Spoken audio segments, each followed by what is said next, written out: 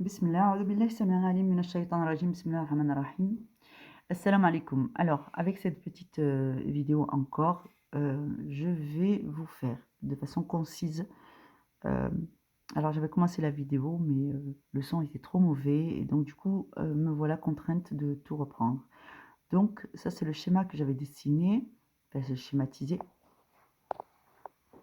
mais on va reprendre ensemble. Alors, disons que si vous êtes néophyte et que vous avez vraiment envie de faire votre ruqya tout seul, ce qui est vivement recommandé dans la sunna, tous les gens qui aiment Allah, qui adorent Allah, et qui veulent se rapprocher d'Allah, doivent apprendre à se protéger avec Kalamullah en ayant un minimum d'intermédiaires. Donc, si vous pensez que vous n'avez pas le niveau, mais que c'est bien pour vous de faire la ruqya avec les moyens que vous avez selon votre niveau du moment. Eh bien, je vous le recommande aussi. Et sachez que c'est une bonne chose et c'est probablement ce qu'Allah attend de vous.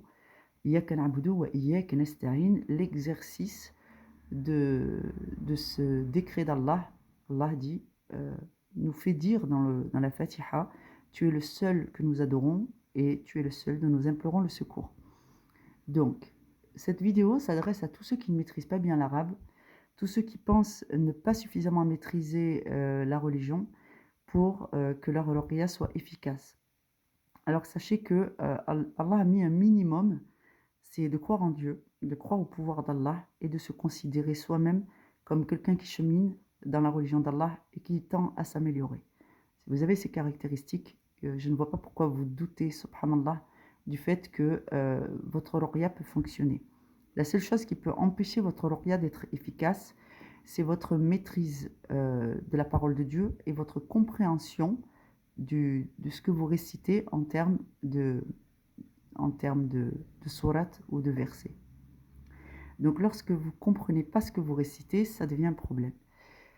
Alors reprenons. Alors, je suis néophyte et je veux pouvoir commencer à faire la ruqya. De quoi ai-je besoin? Comment je procède? Alors voilà. Premièrement, on va établir déjà une caractéristique de la plupart des gens qui ont ce genre de problématique. Je suis francophone, je ne maîtrise pas l'arabe du Coran. Comment je fais? Eh bien, moi je vous le dis, vous avez des Corans qui sont traduits dans la langue que vous maîtrisez le mieux. Ceux qui savent réciter, vous devez apprendre la traduction en français ou dans la langue que vous maîtrisez de ce que vous récitez en arabe. Ceux qui ne savent pas réciter l'arabe, vous devez vraiment apprendre vos sourates et les apprendre en français. Dans un premier temps, c'est-à-dire que ce n'est pas parce que je ne maîtrise pas l'arabe que la ruqya n'est pas une obligation, que la compréhension de la parole d'Allah n'est pas une obligation. Donc acquittez-vous déjà de cette obligation en français et avec le temps, vous essaierez de parfaire votre maîtrise de l'arabe. Mais ça n'exclut pas la pratique de l'islam. C'est pas parce que je ne suis pas arabophone que je dois exclure l'obéissance à Allah. Donc en français, les sourates ont un impact parce que c'est la soumission du cœur du serviteur et l'aval d'Allah dans la soumission du serviteur qui va valider la salate. Donc, la première étape, je fais quoi? Je vais chercher mon Coran. J'achète de l'encens, de l'eau, où je me fais un jerrycan d'eau au robinet. J'achète du séné qui s'achète en pharmacie, c'est à peu près un petit peu moins de 5 euros. Et j'achète de l'huile. Je prends une bouteille d'huile propre à la consommation. Nous préférons l'huile d'olive, mais bon, vous pouvez prendre l'huile qui vous sied le plus, et y compris l'huile de coco par exemple, parce que ça sera pour une application un peu comme application extérieure. Donc, ici, j'ai dessiné un petit bonhomme qui est censé être vous, qui s'assoit à la table où il aura disposé les ingrédients qu'il a achetés et qui va ouvrir le Coran à la page de Surat al-Fatiha et qui va la réciter en français. Et puisqu'il ne sait pas réciter le Coran, puisqu'il ne l'a pas appris, il va la lire 33 fois. Ensuite, il va réciter Surat al-Nas, les hommes, 33 fois. Ensuite, il ou elle va réciter, tout en s'attachant à ce que dit Allah, 33 fois la Surat al-Ikhlas. Ensuite, il ajoutera Surat al-Falaq, l'aube naissante. Ensuite, il ajoutera Ayat Kursi. Ayat Kursi que vous trouverez dans la sourate La Vache, le verset du trône. Celle-là, tu la trouveras en première page. C'est la sourate de l'ouverture, c'est celle qui ouvre le Coran. Ces trois-là, tu les trouveras, c'est les trois dernières du Coran. Et cette ayah, tu la trouveras dans la sourate La Vache. Tapez sur internet Ayat Kursi ou sur coran.com et on vous donnera le numéro du verset et ainsi de suite. Donc, vous allez vous asseoir à table, vous installer, prendre patience, Inch'Allah. Oh zut! J'ai oublié. C'est quand même plus efficace quand on récite, qu'on lit le Coran et qu'on a ses ablutions. Donc, quand vous allez faire vos ablutions, en perspective, vous avez tout préparé, le Coran est prêt, vous êtes en train de vous préparer, il vous manque que les ablutions. Vous allez vous acquitter de vos ablutions de la même façon que lorsqu'on veut s'acquitter d'une prière, parce que tout ceci, faire la ruqya, est une prière spécifique. La ruqya est une récitation, une prière de guérison, où on émet nos intentions de demander à Allah de nous apporter, de nous délivrer du mal et ainsi de suite. Donc, en prévision de cette prière, ici, nous allons faire les ablutions avec l'intention de prier, l'intention de se purifier intérieurement, l'intention de trouver l'agrément d'Allah et émettre des demandes à Allah pour la guérison et le secours. Et comme lorsqu'on fait une prière sur le tapis et qu'on s'acquitte de ces 5 prières quotidiennes, faire preuve d'humilité, demander à Allah, parce que demander à Allah est un acte d'adoration, et n'avoir, et ça c'est une dimension très très très importante, la ruqya, qui à chaque fois que j'ai affaire à des gens qui n'ont pas l'habitude, est absente. Quand vous récitez pour coraniser vos effets ici, l'eau et ainsi de suite, vous ne devez jamais douter, subhanallah, que la parole d'Allah est le pouvoir d'Allah par lequel il soutient ses serviteurs. Donc quand vous coranisez, que vous avez réuni les conditions, ne doutez pas que la parole d'Allah est le pouvoir. Et que si Allah nous dit qu'on coranise l'eau, on bénit la nourriture quand on dit Bismillah, et donc il est possible de coraniser les ingrédients, les aliments pour se soigner, eh bien, il faut croire en la parole de Dieu. Lorsque vous lisez ces sourates en français, vous devez avoir une foi ferme dans le fait que c'est la parole d'Allah qui fait disparaître le mensonge et fait triompher la vérité. Wa qala Allah, c'est quoi ce verset déjà, subhanallah? Wa yuhittu Allahu al-haqq bi kalimatihi walaw kariha al-mujrimun. C'est dans la sourate de Sayyidina Moussa. Donc Allah dit, et Allah impose la vérité, fait triompher son serviteur par sa parole, n'en déplaise aux mécréants. Peu importe, voilà, n'en déplaise aux mécréants. Donc Allah le redit avec fermeté, c'est-à-dire que c'est la vérité, il faut avoir foi en ça, sinon votre coranisation ne fonctionne pas puisque vous doutez d'Allah. Donc le serviteur d'Allah ne doute pas, quand Allah fait une affirmation, on la prend pour ce qu'elle est. Voilà, alhamdoulilah. Donc vous faites vos ablutions, vous venez vous installer avec vos ingrédients, vous récitez ou vous lisez dans votre livre en français ou en arabe, mais vous devez comprendre le sens en arabe. Donc si vous coranisez en arabe, familiarisez-vous avec le sens des versets dans la langue que vous comprenez le mieux. Lisez minimum 33 fois chacune de ces sourates et vous avez coranisé votre eau. Ensuite, une fois que vous avez l'eau coranisée, chaque jour, pendant une douzaine de jours minimum, ça c'est le traitement minimum qui va être renouvelé. Vous mélangez l'eau et le séné, l'eau coranisée et le séné coranisé. Vous prenez 2 cuillères à café de séné que vous mettez dans l'équivalent d'un verre ou 2 d'eau coranisée.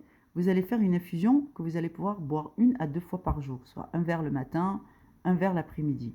Méfiez-vous, le séné est laxatif, il génère des crampes intestinales, surtout chez les gens qui n'ont jamais fait de séné et jamais fait de purge et qui ont donc beaucoup d'accumulation au niveau des intestins. Et c'est une véritable purge, c'est-à-dire que vous allez vous débarrasser de tout ce qu'il y a qui stagne depuis longtemps dans vos intestins et en même temps, vous allez vous sentir mieux à l'issue. Mais sachez que c'est douloureux, donc préparez-vous et sachez que c'est un laxatif qui est puissant et par conséquent, vous allez devoir prendre un peu de repos lors de ce traitement et rester toujours à proximité des toilettes.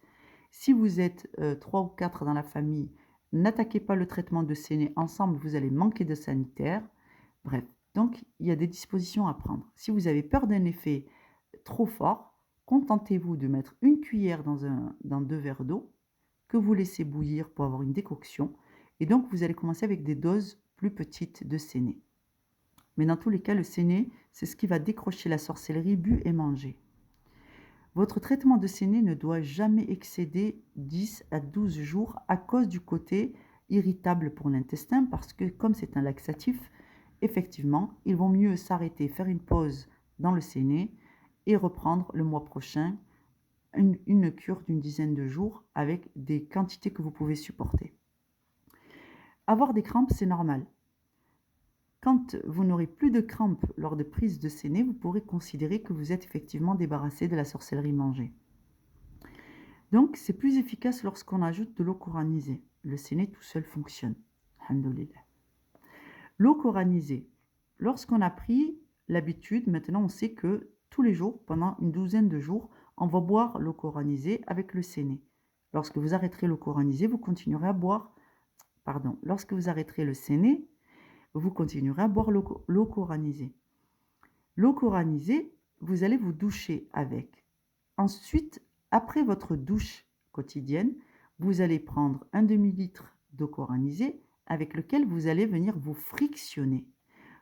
Pendant la friction à l'eau coranisée, vous allez prononcer des invocations de protection ou réciter Surat al-Nas ou réciter Surat al-Falaq. Et si vous ne savez pas réciter, vous pouvez dire au moins Bismillah avec des invocations en français. Je prends protection, je me mets sous la protection d'Allah contre le mal qu'il a créé, par exemple. Vous allez continuer vos douches coranisées pendant 12 jours. Pendant cette période de 12 jours, vous allez, après votre douche, ou le matin, quand vous vous levez après vos ablutions, vous vous oindre avec de l'huile coranisée. Vous n'avez pas besoin d'en mettre 3 tonnes. Vous étalez, vous mettez un petit peu sur vos mains, hop, et vous faites passer, il faut que ce soit en contact avec l'ensemble de votre corps avant de pouvoir réciter, lire le Coran, réciter la lecture, et une fois par jour, je vous le recommande, écoutez avec un casque audio les récitations du Coran, notamment celles que je fais et que je mets à disposition, et dans le défilé de la sourate, comme je récite, il y a une logique comme je récite, c'est une façon d'affaiblir les djinns et d'aller progressivement vers une offensive. Donc au début, je commence la récitation tranquillement, je dis des choses qu'Allah dit à la plupart de ses serviteurs pour détendre, pour apporter de la quiétude, pour ne pas être agressif dès le départ. Et ensuite, je rentre dans l'offensive et ces sourates que je récite, ces versets que je récite sont ce déroulé de la ruqya, la lecture, donc comme je l'appelle, il est progressif. Il va d'abord, j'explique la volonté, l'amour d'Allah, la miséricorde d'Allah, la volonté d'Allah pour les serviteurs, et ensuite je donne des injonctions aux djinns qui va les obliger progressivement à revenir à l'islam ou alors à brûler. Et donc, il y a une progression logique, ce n'est pas un défilé ou un déroulé hasardeux dans la lecture du Coran. Donc voilà, tout ça pour dire que ces récitations, elles viennent en soutien à ce que vous allez faire vous, en termes d'invocation, en termes de lecture du Coran. Donc je vous recommande chaque jour, lorsque vous êtes douché, oint à l'huile coranisée, que vous avez commencé votre traitement d'infusion ou de décoction de séné, de lire des extraits de la sourate La Vache quotidiennement. Pourquoi la vache? Parce que dans la sourate La Vache, il y a un maximum, il y a énormément de sourates que nous disons, de versets, pardon, que nous récitons en tant que raqi. Il y a dedans des choses qui font des injonctions au djinn. Il y a dedans des choses qui défont la sorcellerie. Il y a dedans des choses qui défont la haine. Il y a dedans l'autorité des prophètes, l'autorité d'Allah, le rappel de la royauté de Sa Majesté Dieu, et toutes ces choses qui font beaucoup de tort, enfin de tort, non, qui remettent les démons à l'heure. Dedans, il y a le verset du Malik Sulayman, qui est très utilisé. Il y a des versets de Sayyidina Ibrahim. Il y a des versets, subhanallah, de l'autorité d'Allah et de ses messagers. Et il y a le pouvoir d'Allah lui-même. Donc la sourate La Vache est une sourate qui recèle énormément de trésors en termes de ruqya. C'est pour ça que je vous recommande de la lire, quand bien même vous ouvrez votre livre et vous faites une session de lecture quotidiennement pendant la période du traitement. En plus de ces lectures, si vous ne savez pas réciter, bien sûr, c'est ce que je vous recommande. Vous pouvez réciter ou lire la sourate La Caverne. Elle aussi est un miracle de la part d'Allah et nous savons, par le biais des hadiths, alhamdoulilah, que lorsqu'on lit d'un jeudi soir à l'autre jeudi soir, donc d'un vendredi à un vendredi, la sourate La Caverne, nous avons une protection, subhanallah, qui dure d'une semaine à l'autre. Donc, qui peut venir en renfort avec votre ruqya et votre traitement ponctuel. Moi, je vous recommande aussi Surat al-Mulk, Surat la royauté, parce que les premiers versets disent énormément la vérité et ça peut aider les démons qui sont là en train de vous embêter à voir la vérité en face. Et dedans, il y a le rappel de la royauté de notre maître, qui est vraiment, mashallah, très démonstrative cette sourate. Tabarakalladhi biyadihi al-mulk. Béni soit celui entre les mains de qui est la royauté. C'est très puissant et dedans il y a des versets qui parlent de l'enfer et du sort qui est réservé à ceux qui dérogent à leurs obligations vis-à-vis d'Allah. C'est très puissant parce que ça brûle énormément les démons. Donc je vous recommande ces trois-là au choix. Si vous pensez que c'est trop lourd, je vous recommande les 12-13 premiers versets de la sourate Al-Mulk et de lire la sourate La Vache par étapes. Ensuite, qu'est-ce que je vous rajoute encore? Voilà, donc on se oint, on se douche, on se oint, on lit le Coran. Et quand on a bien lu le Coran dans la journée, il faut qu'on ait fait la lecture, la douche, oindre, la lecture du Coran et d'écouter le déroulé ruqya que je vous ai mis à disposition. Il y en a 2 ou 3. Et essayez d'écouter une demi-heure ou plus avec un casque audio pour avoir plus d'efficacité et observer vos réactions. Ensuite, l'encens. Comment j'utilise l'encens que j'ai coranisé plus tôt? Alors moi, j'utilise aussi la sauge. Alors l'encens, on peut l'utiliser pour nettoyer la maison, parce que les démons détestent l'encens, parce qu'Allah aime l'encens. Et la sauge, parce que les démons détestent la fumée, que ça fait partie des caractéristiques. Nous, on n'aime pas le feu, eux, ils n'aiment pas le feu. Nous, on s'intoxique dans la fumée, eux, ils s'intoxiquent dans la fumée. Donc, ils n'aiment pas ça. Donc, nous, la fumée qu'on va brûler, on va pouvoir la supporter, mais eux ne vont pas pouvoir la supporter parce que c'est trop pour eux. Donc, vous brûlez la sauge dans la maison si vous voulez nettoyer votre espace de vie. Mais la méthode la plus efficace pour nettoyer un espace de vie, c'est de pulvériser du haut vers le bas son domicile, sa porte d'entrée, ses fenêtres, de pulvériser l'entrée du magasin où nous travaillons, qui est apparenté, enfin, qui est notre propriété, de pulvériser la voiture, enfin tout ce qui pourrait poser problème, afin de désactiver le mauvais œil, le sihr, tout ce qui aurait pu vous atteindre dans votre domicile. Et donc, quand on se purifie, qu'on se nettoie, on pense aussi à sa maison, on pense aussi à nettoyer la maison, parce que ce que vous portez sur vous, vous le ramenez avec vous à la maison. Donc si vous avez avec vous le mauvais œil, votre mauvais œil, et les démons qui sont associés à ça vont s'inviter chez vous. Donc il est nécessaire à un moment donné de nettoyer. On ne laisse pas... voilà, quand on a décidé de faire le ménage à fond dans sa maison, on ne laisse pas le bazar sur la table du séjour. On fait tout. Donc quand on décide de se faire une ruqya à soi, on pense à nettoyer la maison. Voilà globalement pour comment on pratique quand on ne s'y connaît pas en ruqya la méthode déroulée. Vous n'avez plus qu'à regarder cette vidéo, Inch'Allah, et à essayer de mémoriser et de vous souvenir et y revenir à chaque fois que vous avez un doute. Qu'Allah vous facilite et qu'Allah vous comble de ses faveurs et qu'il vous accorde ce que vous demandez, Inch'Allah, pourvu que ce soit un élément de guidée pour vous. Assalamu alaikum wa rahmatullahi wa barakatuh.